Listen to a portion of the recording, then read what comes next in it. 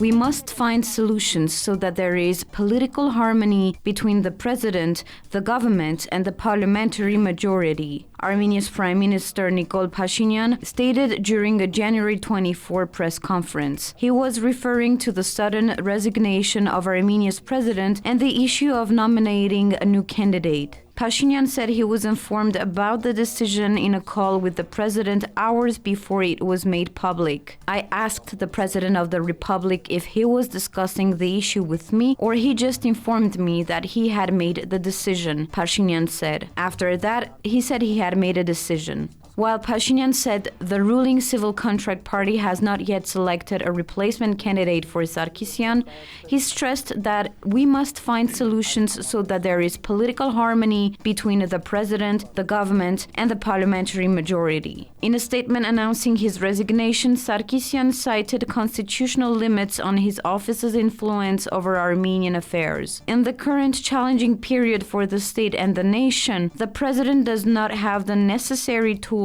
to influence the fundamental processes in domestic and foreign policy. Pashinyan underscored his position that Armenia's constitutional framework should not be touched at the moment, even though he acknowledged that his and Sarkissian's positions on the matter have differed significantly.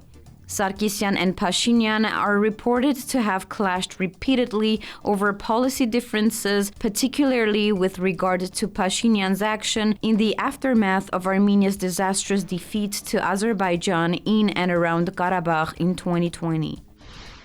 I cannot say whether it will be possible to establish diplomatic relations with Turkey this year because it does not depend only on us, Armenian Prime Minister Nikol Pashinyan said on Monday during the press conference. I think the main problem is the following. Are Armenia and Turkey sincerely interested in normalizing relations without preconditions? As for Armenia, I can say with confidence that there is such an opportunity, Pashinyan said, but noted that he is unsure whether or not Turkey will impose preconditions at a later stage. Days earlier, on January 20, Turkish Foreign Minister Mevlut Çavuşoğlu announced that Turkey had invited Armenia to participate in the Antalya Diplomacy Forum on March 11-13.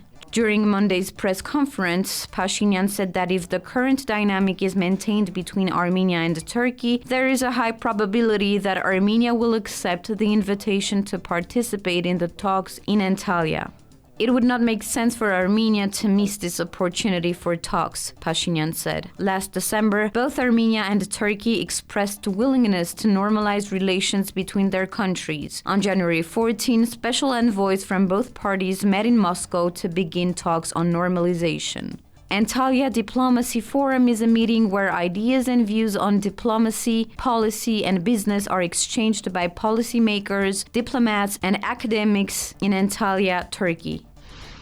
Ankara plans to open flights to different regions of Turkey from Armenia and expand trade ties with Yerevan. The news comes from the Russian news agency RIA Novosti. The news was first reported by the Turkish Hurriyet newspaper. As a first step, it was decided to open air communication with Armenia. In the future, the issue of flights to other regions will be brought to the agenda. In particular, the site of Van that can become a tourist center for Armenians. At the same time, it is planned to restore some historical structures, such as the bridge near Kars, the buildings to which the Armenians attach great importance, reads the news. On December 16, Turkish Foreign Minister Mevlut Çavuşoğlu stated that Ankara was considering applications from Turkish Armenian Airlines for the opening of Yerevan-Istanbul flights. On December 23, Turkey announced that Turkish Pegasus Airline was going to operate flights to Yerevan. The Armenian aviation authorities have allowed Fly1 Armenia to operate charter flights on the Yerevan-Istanbul route.